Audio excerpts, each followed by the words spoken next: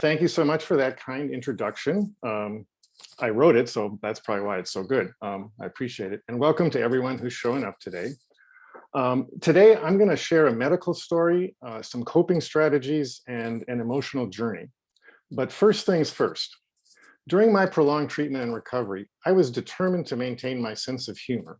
But I've rarely had an audience like this. So here goes. A man and a giraffe walk into a bar and both start drinking heavily. After a few rounds, the giraffe falls off his bar stool and collapses on the floor. Shortly thereafter, the man gets up and stumbles toward the door. Before he can leave, the bartender calls out, "Hey, mister, you can't leave that lion there." The man turns, looks confused, and says, "It's not a lion, it's a giraffe." As he leaves, another man walks into the bar and orders a drink. The bartender serves him and says, "Hey, pal, you look really tired." The man says, "Tell me about it. I'm an agnostic, dyslexic insomniac. Every night I lie awake wondering if there really is a dog." Just then, another man suffering from amnesia walks into the bar. He spots an attractive woman drinking alone. He saunters over and says, "Hey there, beautiful. So tell me, do I come here often?" Then a woman walks into the bar. The bartender asks how she's doing, and she says, "Well, my husband just hung himself in the garage." The bartender says, "That's terrible." And the woman says, "Yeah, it surprised me. He rarely finishes anything he starts." The bartender asks, "Did he at least leave a note?" The woman says, "Yeah, it was pinned to his chest. I couldn't read most of it because his handwriting is terrible. But what jumped out at me is that he misspelled constant criticism." Thank you very much. You've been a great audience, but don't encourage me. Trust me, I've got a million of them, and we don't have the time.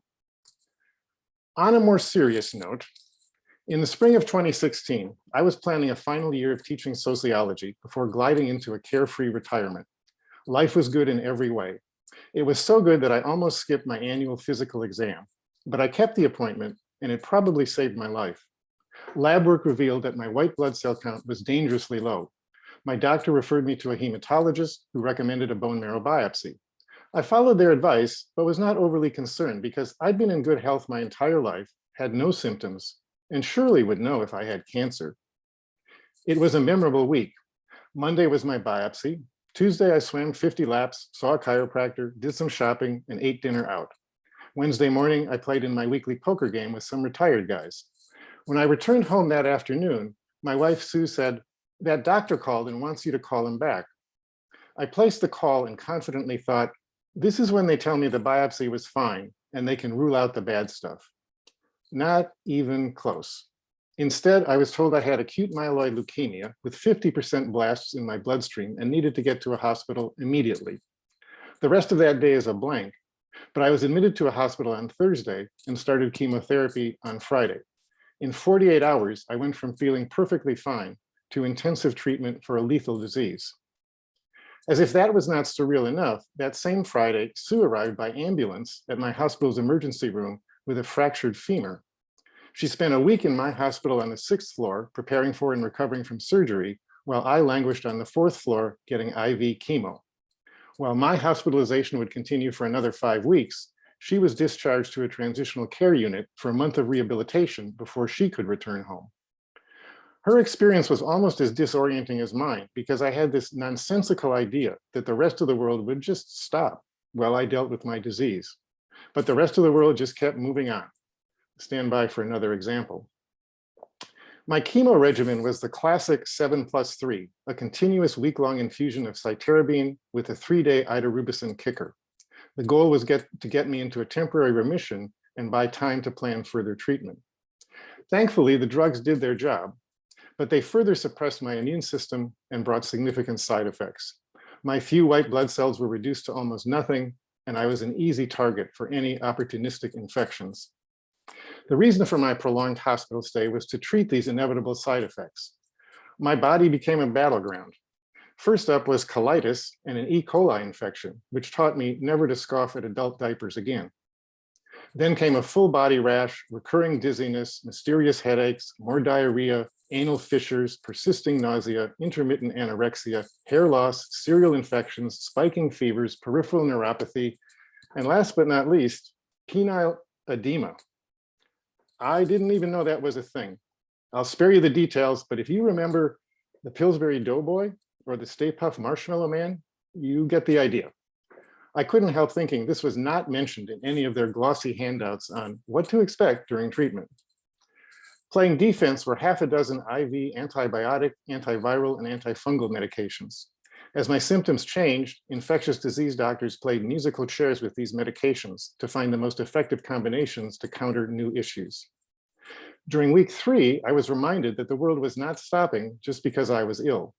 One evening, my neighbors emailed me photos of our 2 60-foot trees that had come down in a nasty thunderstorm, damaging the roof, deck, and gutters of our unoccupied home. Deploying laptop and smartphone from my hospital bed, I spent days contacting a tree service, insurance adjusters, contractors, and roofers. I took morbid comfort in an old family saying that bad things happen in threes.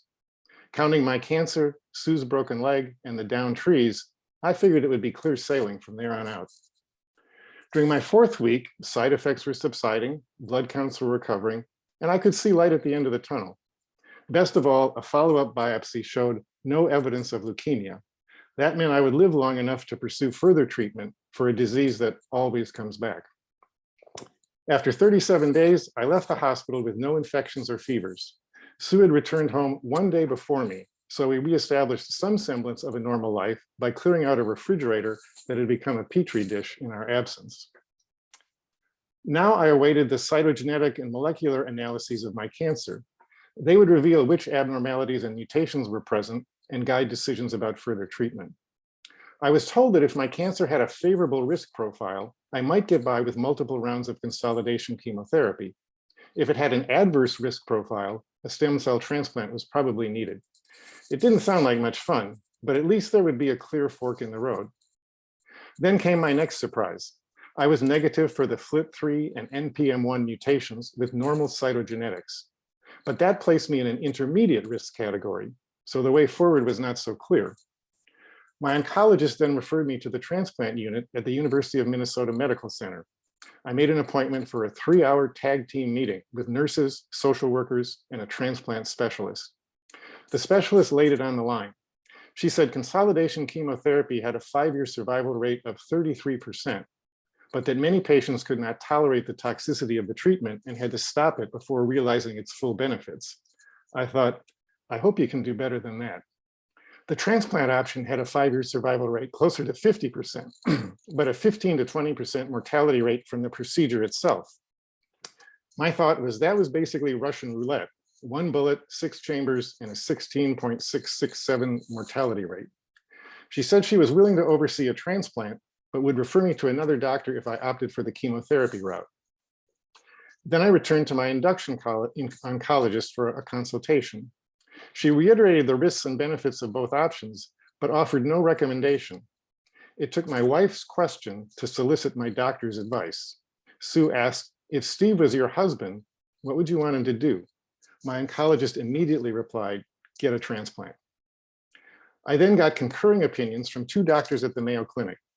After digesting all this advice, I opted for transplant.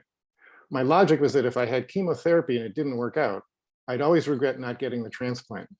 If I had the transplant and it didn't work out, at least I would feel as if I gave it my best shot and it just wasn't meant to be. Now I needed a donor. My only sibling was a half match, making him a workable, if not ideal, candidate. Then my transplant team said we could consider umbilical cord blood donors. That sounded like science fiction to me, but they assured me it was a viable option. I asked which is better, and they said they didn't know, but they had a clinical trial aimed at answering this question and invited me to join. After scrutinizing a 22-page consent form and clarifying a few questions, I signed up and was randomly assigned to the cord blood arm of the study. For better or worse, my brother was off the hook. Meanwhile, a consensus emerged that I should have some consolidation chemotherapy to keep my leukemia in remission until transplant. This meant another week in the hospital for even more intensive IV cytarabine, and then I was sent home. A week later, I experienced a low-grade fever with rectal bleeding that sent me to the emergency room. A normal platelet range is 150 to 450. I must have gotten top-shelf chemotherapy because my platelet count was 4. The ER doctor said, there's nothing there to prevent bleeding and promote clotting. It was quite sad. I'd been planning a formal dinner party for 8, but with only 4 platelets, I had to cancel. It was just as well, since I then spent another week in the hospital for daily double platelet transfusions to prevent bleeding and to restore clotting. After a respite for counts to recover, it was time to prepare for transplant. I had a week of outpatient workup appointments where they tested my heart, lungs, liver, kidneys, and anything else they could find for my ability to withstand the transplant. I passed with no comorbidities and was approved for the procedure. When I checked into my transplant hospital, I mentioned that I had some minor cold symptoms. A doctor was called to my room. He listened to my symptoms, asked some questions, and said he was canceling my transplant until the infection cleared up. I must have been visibly disappointed because he then told this story. Some years before, they had admitted someone with my symptoms and administered pre-transplant chemotherapy. The patient became immunosuppressed, developed pneumonia, and died.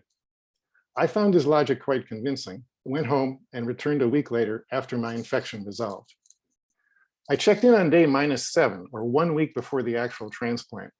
I underwent conditioning with Cytoxan. Here's a fun fact. It's a chemotherapy agent descended from mustard gas used as chemical warfare in World War I. For good measure, they added fludarabine and total body irradiation. The goal was to kill off any undetected cancer cells, most of my bone marrow, and my immune system itself. As lethal as this sounded, it was considered a reduced intensity regimen due to my age. This conditioning was to prepare my body so my donor cells could engraft and build me a healthy new immune system. If it didn't work, my prognosis would be bleak. As one of my oncologists colloquially described it, first we bring you to the brink of death, and then we try to bring you back again. For good measure, they used 2 cord blood donors to increase the total number of transplanted cells and double my chances of engraftment. As my transplant neared, I realized I would be having a rather intimate relationship with my baby donors. But all I knew is that the cord blood came from an infant boy and girl. I playfully named them Ralph and Gwen, so we would be on a first-name basis. The actual transplant was anticlimactic. It's not a surgery. Nurses simply hung 2 quart-sized bags of cord blood on my IV pole and transfused the donor cells into my bloodstream in less than an hour. My procedure was nonetheless attended by 2 doctors and 2 nurses. The main concern was that patients sometimes have an allergic reaction to the preservatives used to maintain the integrity of the cord blood, so they were standing by with IV Benadryl. But I had no such reaction, so we had an amiable chat. This was October 20th, 2016, and we all agreed it would be good to have the presidential election over and Hillary Clinton headed to the White House. That seemed like a very long time ago. Now we waited. The first goal was for the stem cells to engraft as quickly and fully as possible. As this happened, my DNA would gradually switch over to that of my donor. Once completed, a nurse told me I could rob a bank, leave some blood, and watch forensics do a DNA analysis and arrest my baby donor. I found this intriguing, but I didn't think bank robbing would teach the right lesson to my adopted kids. The second goal was to avoid or minimize graft versus host disease, whereby the new stem cells attack my old body as foreign to them. GVHD can attack the GI tract, the eyes, the skin, and other vital organs in an acute or chronic form, and can range in severity from mild to life-threatening. They kept me in the hospital for 2.5 weeks after transplant, and then sent me home. I'd had a few fevers and some nausea, but overall they thought at that point I'd be safer at home than in the hospital. And a couple of quick visual aids here. Here I am on my day of transplant where I meet Ralph and Gwen for the first time. That's how much blood you can get out of an umbilical cord. It's a little hard to tell which is which, but there they are. This is me being a little bit silly because I was just so struck at all the science and technology behind this procedure. When it finally happens, nothing could be simpler. They hang the blood on the pole, connect the tube, flip a switch, rinse and repeat, and you're done. So it's a pretty straightforward procedure and very easy for the patient. This slide means more to me than you, but this is my transplant team. 2 doctors on the left, 2 nurses on the right. I'm obviously biased, but I think that's one good-looking transplant team. So they were with me throughout about the hour-long process, and then they went on their way, and I was left to contemplate my future. Now, for the next month, I had daily clinic visits for blood draws and transfusions as needed. I also had to have rotating caregivers living with me 24/7 for the next 100 days to respond quickly if there were any complications. They would also drive me to all clinic visits since I was not allowed to drive during that time. 3 weeks after transplant, I had my 6th and most crucial biopsy. This was to check on the progress of engraftment. It revealed that Gwen had left the building, but Ralph's stem cells were 99% engrafted. This was an unusually early and complete success, and it meant that his cells were already on the job, killing any residual leukemia, restoring bone marrow, generating new blood cells, and building me a new immune system. During my first month at home, I experienced almost unimaginable fatigue, residual nausea, and bone aches as engraftment proceeded. I also had 2 flare-ups of the cytomegalovirus that required additional treatment with heavy-duty antiviral medication. They said this virus, as well as my previous E. coli infection, probably arose from bacteria and viruses that had been in my body my entire life. These critters are normally controlled by a healthy immune system, and people never know they have them. When people are immunocompromised, they can run free and raise havoc. So take a moment to thank your immune system and all it does for you. After a rough month, things gradually improved. By day 100, I was feeling better and was eager to return to my regular activities. Since my blood counts were all good, I asked my oncologist her advice. She provided a rather technical explanation of why I was still at considerable risk and needed to avoid crowds, continue masking, and follow other precautions. My understanding of her explanation was that even though I had sufficient white blood cells and neutrophils, my anti-rejection medication, cyclosporine, would prevent them from fully activating in case of infection. So despite feeling better and having good counts, I needed to maintain precautions until my anti-rejection medication had run its course and my immune system was more functional. Day 100 also began a gradual 3-month taper of that anti-rejection medication. The goal was to let my new immune system ramp up while still preventing graft versus host disease. In my case, they orchestrated this transition perfectly. Even while reducing my anti-rejection medication, its cumulative impact produced side effects. While I avoided the most serious ones, I nonetheless experienced flushing, hypertension, nausea, altered kidney function, neuropathy, weight loss, leg cramps, sinus irritation, abdominal swelling, and night sweats. I began a temporary course of blood pressure medication and wrote out the other issues. On day 180, my 6-month biopsy reconfirmed full engraftment and no leukemia. This was a major psychological turning point. I accepted that I was better and began to resume a more normal life. 9 months out, I gave the keynote address at my transplant unit's annual fundraiser to 400 people at an urban lake on a sun-kissed July morning. At years 1 and 2, they redid my childhood vaccinations. Now, more than 5 years out, I'm considered completely cured. I had many challenges throughout my treatment and recovery, but here's the important point. I have one of the best AML stories I've ever heard. I hit the treatment trifecta: remission with first induction, rapid and complete donor engraftment, and no graft versus host disease. This led my oncologist to call me a statistical outlier, and I've been called a lot worse. But after all the numbers, it was her sweet words that stuck with me as she said, "This is as good as it gets." Now, from my first days in the hospital, I realized I needed some coping strategies to deal with my illness and treatment. I'll never know if they contributed to my physical survival. I do know that they sustained my spirit and maintained my identity during a very chaotic time. My first strategy involved mindfulness, meditation, and yoga. Mindfulness taught me to bring a non-judgmental awareness to each moment as it occurred and to realize that everything else, ruminating about the past or worrying about the future, is just noise that detracts from the present moment. Mindfulness reminded me that although I could not control what I was experiencing, I could control how I experienced and responded to it. With morning stretching, afternoon meditation, evening yoga, and a bedtime body scan, I reached a calm acceptance of my situation and a serene hope that all would work out for the best. My second strategy was physical activity. I exercised in my hospital room, but my favorite activity was roaming the halls. I walked in the late morning, late afternoon, and before bedtime, pulling my IV pole and medications alongside like a faithful companion. Nurses told me I was walking 5 miles a day, which is ironically more than I'd ever walked before. My walking brought an unexpected benefit. As I encountered familiar nurses and staff, we would exchange waves, smiles, and a few words. It gradually dawned on me that this was the most rewarding part of my walks, being seen, recognized, and acknowledged by these good folks. Those seemingly casual contacts sustained me as the person I'd always been, as opposed to the patient I'd recently become. A third strategy was being a proactive patient. I took control of my room by making my bed, keeping things tidy, and rearranging the furniture. I brought a proactive attitude to my medical care. I always had questions ready about my treatment, medications, and progress whenever my doctors dropped by. Their willingness to entertain my questions and concerns felt very supportive and allowed me to play an active role in my healing. My most frequent and prolonged interactions were with my nurses. From the start, I sought to create rapport as they tended to my needs.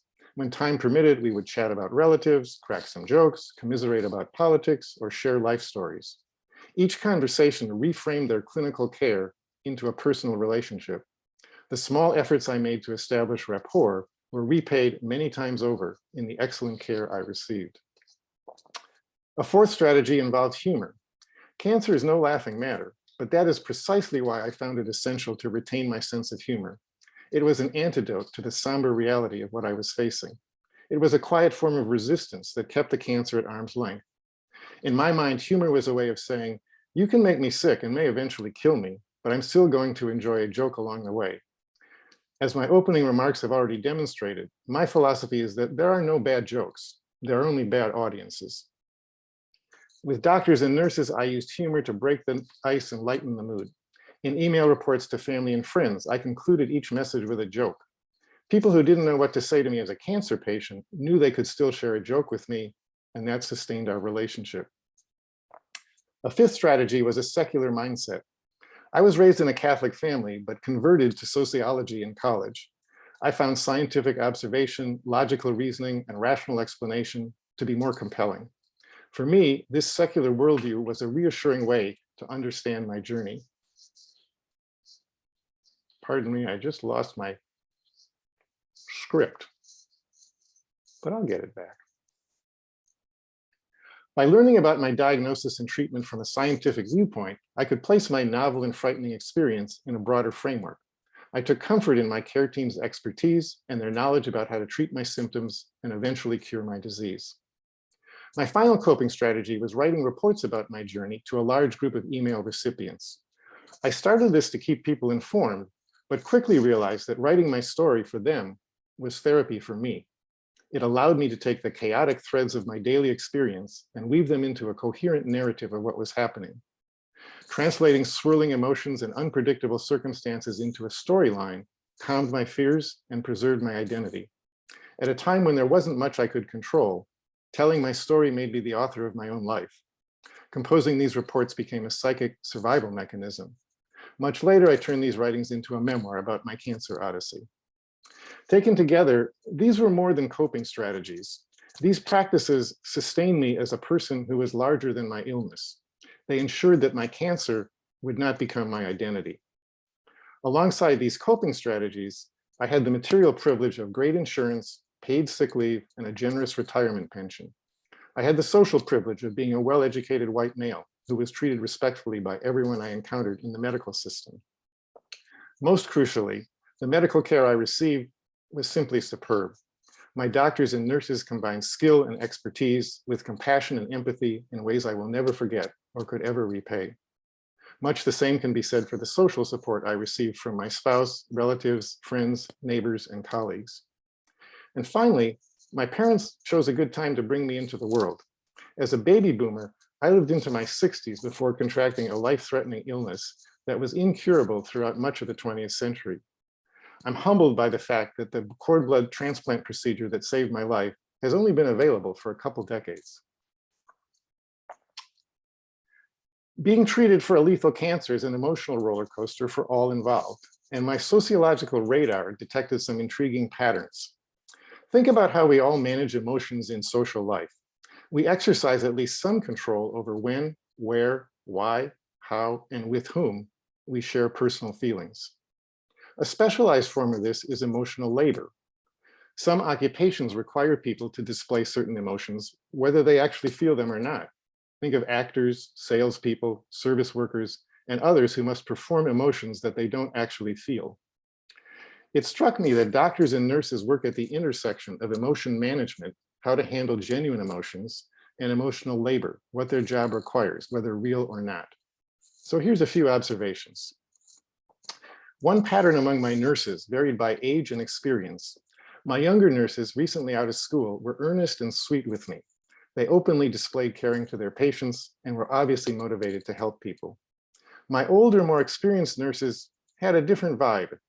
They were friendly if I made the first move toward a more personal encounter, but they were more businesslike and less touchy-feely. I nonetheless found their style reassuring. Through their actions, if not their words, they conveyed, "We've got this, we do this all the time. This is normal, and we're good at what we do." For someone facing a frightening diagnosis, this was quite reassuring. In my first hospital stay, I had a lot of nurses. They were good in different ways, but Laura was first among equals. She was middle-aged, very engaging, emotionally accessible, and tremendously supportive. We hit it off right away. By the second week, we spoke openly about how happy we were on days she was working my room and how disappointed we were when she was assigned different patients. So what could go wrong? Well, one day I was praising Laura to another nurse who said, "Yes, that's Laura, all right. The problem is that when she loses a patient, she goes into a deep depression for weeks. When her patients died, Laura apparently paid a price for her emotional availability." A year later, when I returned to this hospital as a volunteer visiting blood cancer patients, I asked Laura about this. She denied getting depressed, but acknowledged that she honored her patients who died by actively remembering them and even keeping mementos of her time with them. Then there was Chris, an athletic young nurse's aide. He was interested in the outdoors, and I told him about my many trips to the Boundary Waters Canoe Area Wilderness. He'd never been there, but resolved to go on his next vacation. A year after my recovery, I returned to this hospital for some minor surgery unrelated to my cancer diagnosis. Chris wheeled me into the operating room. I asked why he switched jobs. He took a deep breath and said he could no longer work on the cancer floor because it was too hard when patients died. With his new duties, he slept better at night. Then there was Vicky. She was an experienced nurse who knew the rules, but also knew when to bend them to benefit the patient. Vicky's care was focused like a laser on her patients' needs, and she was knowledgeable and resourceful in meeting them. We got on well. Then one day, I was walking the halls and saw her approaching me.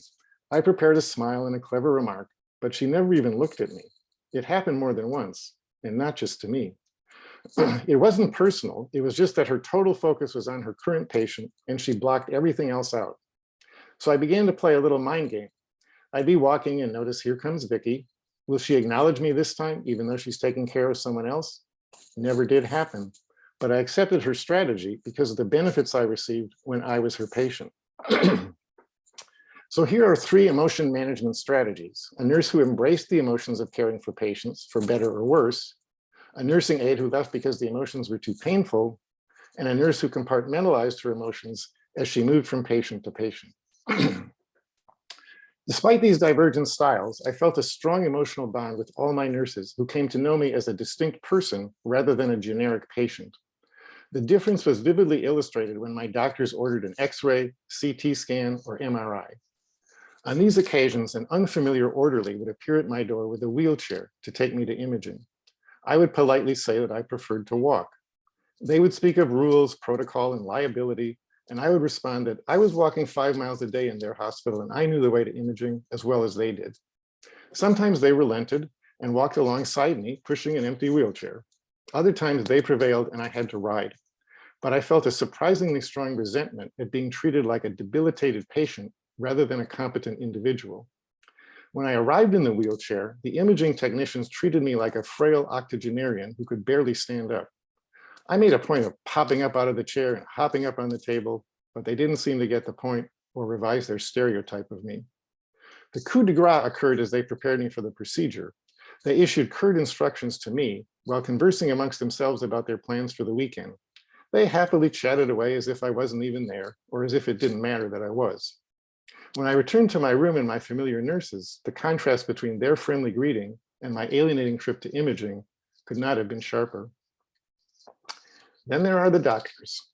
While nurses are expected to display some emotional connections with patients, doctors can hide behind their professional role as technical experts. It's an odd asymmetry. Doctors can be clinical and unemotional in their jobs, but patients can't help being emotionally invested with their lives on the line. I saw parallels between my 2 oncologists. Both were spooky, smart, extremely dedicated, professionally personable women. During the early stages of my treatment, however, They kept a certain emotional distance as they drew on their expert knowledge to guide my treatment. As it became evident that I would survive, their demeanor changed. Clinical detachment gave way to nurturing warmth. I don't know if they learned this in medical school or on the job, but they seemed deliberately restrained about any emotional display until they had an idea how my journey would turn out. A small example, when I was well on my way to recovery, I was resisting the restrictions on my activity and asked my transplant oncologist, Nadia Baxter, when I could resume a more normal life. She said she felt like a protective mother to my infant stem cells and urged me to keep taking precautions. Her blend of maternal concern and a playful smile was a charming way to convey, mother knows best and I better obey her. After transplant, I transitioned back to my induction oncologist, Rita Johnson, for monitoring. At one appointment, my memoir had just been published and I brought her a signed copy, but she was abruptly called away, so I asked her nurse to give her the book. That was years ago. Despite later appointments, she's never acknowledged the book. So I assumed this was some boundary setting on her part and let the matter go. Then there was a crack in the armor. When I gave a talk to the hospital president and administrative staff, Rita was invited, but had a scheduling conflict. I emailed her a copy of my talk, but assumed I'd hear nothing back. The next day, she emailed back that she was sitting on an airplane waiting to fly to a conference and had read my talk. She said she was having a tough week, but my praise of her meant a great deal, and my talk really helped her understand the patient perspective. She ended by thanking me for making her cry as she sat alone in her airplane seat. Well, it's not the first time I've reduced a good woman to tears. That's a whole other talk show. But this was quite a departure from her prior emotional reserve. I replied that I'd been well served by Dr. Johnson, but it was nice to meet Rita, meaning the person behind the role. She replied saying, astute.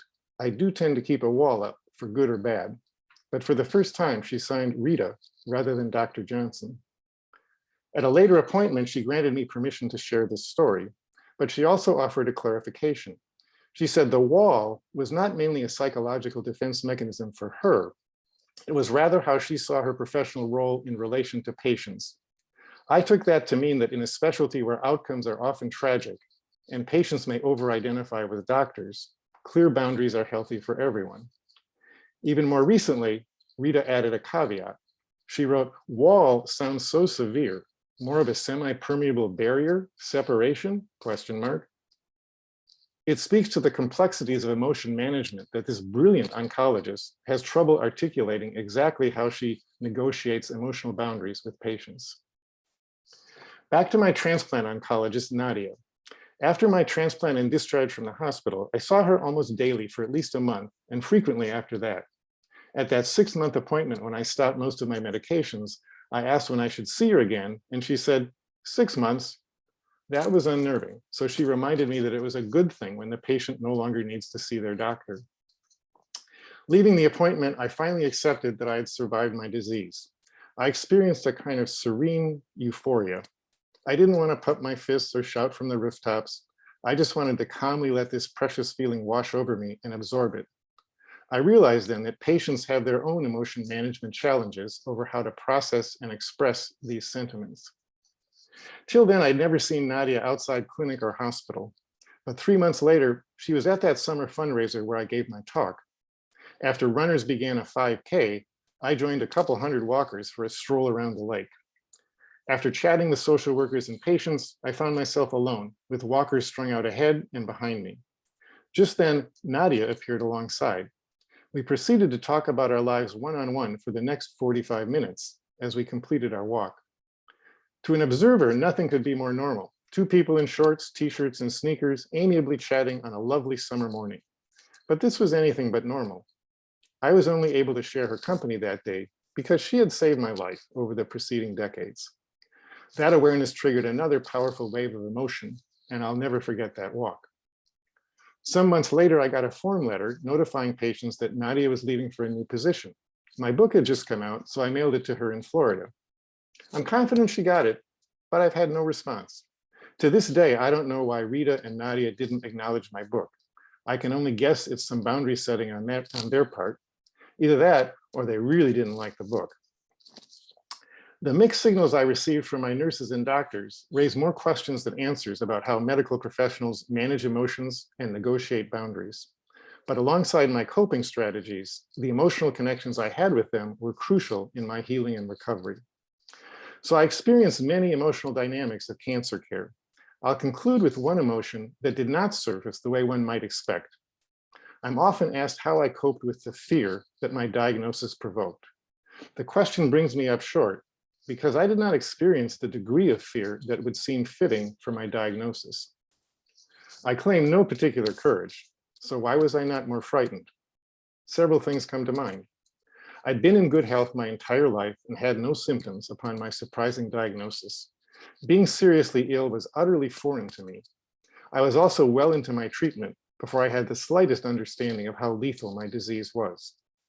As my treatment proceeded, there seemed to be an unspoken pact between me and my doctors.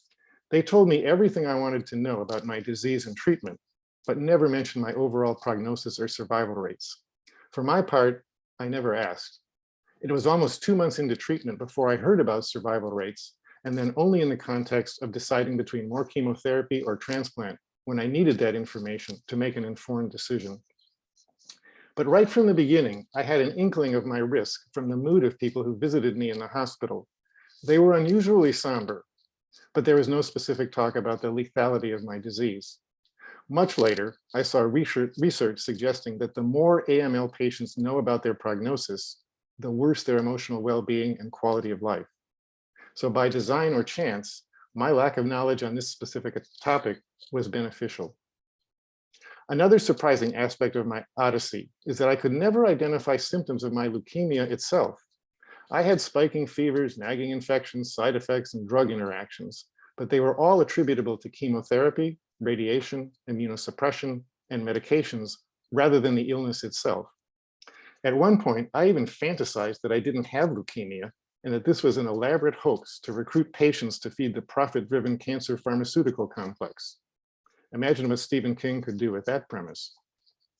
Finally, my practice of mindfulness kept fear at bay. My very first day in the hospital was incredibly busy with people coming and going all day long.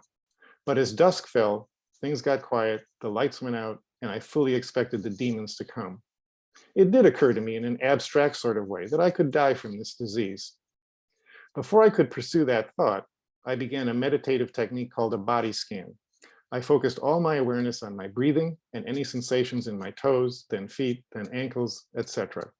Within 15 minutes, I fell into a deep sleep before I could complete the scan, and I repeated it every night in the hospital.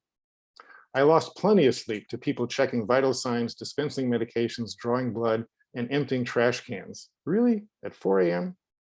But I never lost any sleep to nagging fears or anxieties. I also had many tests, scans, and biopsies that cause anxiety for many patients. Once again, I found an antidote to scanxiety in the logic of mindfulness. I realized that if I was unduly worried before a procedure and the outcome was fine, I would have wasted my time wallowing in anxiety for no reason. And if the outcome was bad, that would show that anxiety doesn't prevent a bad outcome. So there was no logical case to be made for being anxious. With that insight, I trained myself to calmly await the outcome and trust that my medical team would know how to respond. The cumulative effect of all this is that I simply couldn't or wouldn't or didn't accept that I might die from this disease. It wasn't courage, and maybe it was some mix of denial and delusion, but it worked for me. While I had little fear, my survival has given me an abundance of gratitude. There remains a visceral part of me that wants to shadow my nurses and doctors, sing their praises, and shower them with rose petals. But that would be downright creepy and could probably get me arrested for stalking. So I manage these emotions by paying them forward and channeling my gratitude into volunteer activities in the cancer community. I may never repay the debt I feel to those who saved my life, but volunteering has become a deeply fulfilling calling, and I'm happy to say more about that if you like. In closing, let me just say this. A guy walks into the rooftop bar of a downtown hotel. He sits at the bar next to a good-looking guy with a square jaw wearing horn-rimmed glasses. Glasses guy says, "Do you know what a special day this is?" Our guy says, "Huh?" Glasses guy says, "For today only, the planets in our solar system are aligned in such a way that the Earth's gravity is greatly reduced." Our guy says, yeah, right. Glasses guy says, here, I'll show you. He goes to an open window, jumps out, and gently drifts down 20 stories to street level. He then takes an elevator back to the rooftop bar. Our guy is so impressed, he decides to try it. He jumps out the window and immediately plunges at terminal velocity to a gory death on the sidewalk below. The bartender shakes his head and says, you know, you can be a real jerk when you're drunk, Superman. I have to tell you, that's a bootleg joke because it was in my original email, but my publisher wouldn't let me put it in the book because we might get sued by DC Comics for portraying Superman in a bad light. So you can only get that joke here. Even if you buy the book, it's not going to be there. I'll leave you with a couple quick closing slides here. Oh, how did that get in there? Well, that's Sasha. Sasha came into our lives a couple of years ago, and she has become my muse. She sits on my desk next to my computer every morning and helps me compose these talks and do whatever else I'm doing at my desk. I rejected about 4 cover options for my memoir till we got to this one, and I'm not entirely happy with it, but it's kind of an upbeat, optimistic thing that I think conveys much of the message that's to be found in the book. There's the full title of the book. You're welcome to visit my website. I've got blog posts and articles and webcasts and all kinds of stuff there. I do have a Facebook page, and you're more than welcome to contact me by email. I'd love to hear from you with any questions or reactions from the talk. But with that, I'm going to turn it back over to Katie and take some questions.